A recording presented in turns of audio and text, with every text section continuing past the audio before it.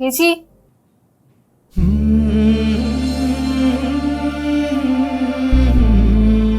നീ ഇപ്പൊ എത്തിയുള്ളൂ. ഇവിടെ എന്താ വലിയ പ്രശ്നമൊക്കെ നടക്കുന്നുണ്ടല്ലോ. പ്രശ്നോ?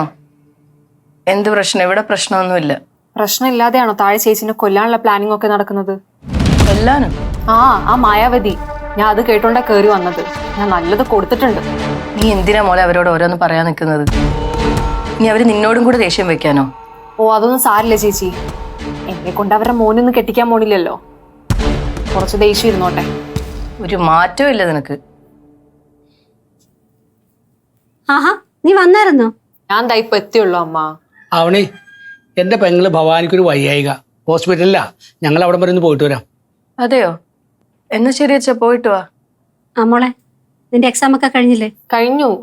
ഇപ്പൊ ഒരു കാര്യം ചെയ്യ്, നീ ഇവളോട് 2 ദിവസം ഇവിടെ നിൽക്കി. എന്തിന്? അമ്മ പോകുമ്പോ അവളെയും കൂടെ കൂട്ടിക്കോ. അവളോട് നിൽക്കൊന്നും വേണ്ട. നീ അല്ലല്ലോ തീരുമാനിക്കുന്നത്. അവൾ എന്തായാലും ഇവിടെ നിൽക്കും. നിൽക്കുക കേട്ടോ. ഓക്കെ അമ്മ. ആ, എന്നാ ഇറങ്ങാം. ഇപ്പൊ ഇറങ്ങിയാ രാത്രിക്ക് മുമ്പ് വീട്ടിലെത്താം. പോട്ടെ മക്കളെ.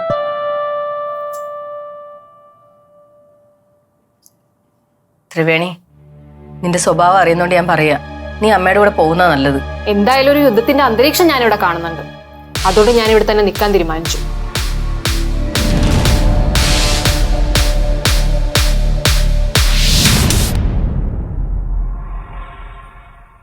ഇനി ഞാൻ എന്ത് ചെയ്യും പ്രകാശേട്ടാ? എന്നോട് ചോദിച്ചാൽ ഞാൻ എന്ത് പറയാനാ? ഞാൻ എപ്പോൾ ചോദിച്ചാലും നീ എന്താ പറയാറ്?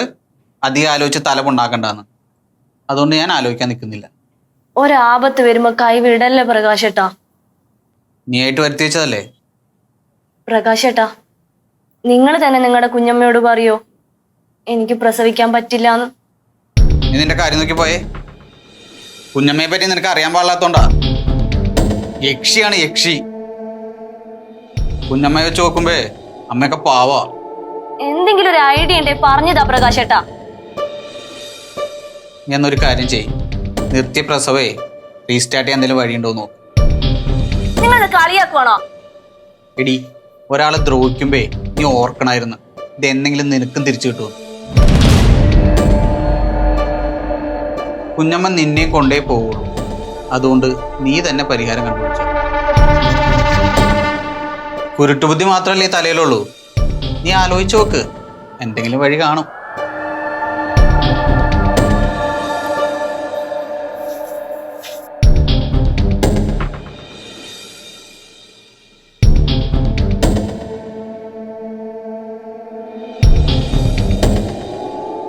എന്താ ആലോചിക്കുന്നേ? ഒന്നുമില്ല ദേവു, മോള് പോയി കളിച്ചോ.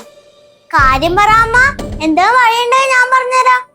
നിന്റെ അച്ഛന്റെ വക ഇപ്പൊ കഴിഞ്ഞിട്ട് പോയേ ഉള്ളൂ. ഇനി മോളായിട്ട് വീണ്ടും തുടങ്ങല്ലേ?